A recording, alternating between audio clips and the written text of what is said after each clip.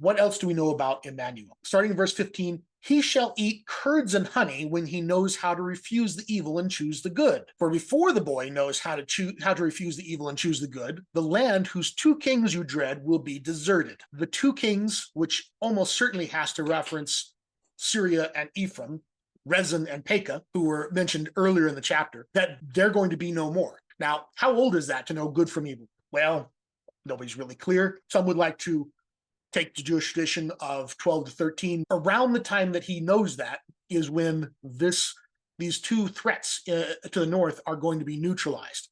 And so that is the real sign here, is that the child growing up is going to see the political threat neutralized.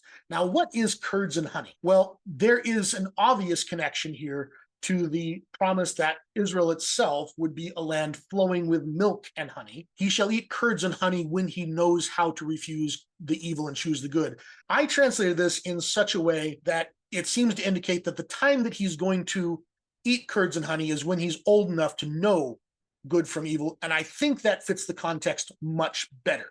But the Hebrew is ambiguous here, and you will see many translations that translate this as he will eat curds and honey that he might know how to refuse evil and choose good.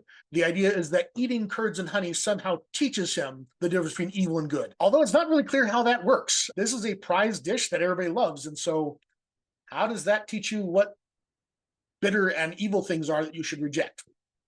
It doesn't really make a lot of sense that way. And given how this phrase is going to recur a little later in the chapter, I think it makes much more sense to say that he'll be eating them when he knows to refuse evil and choose the good.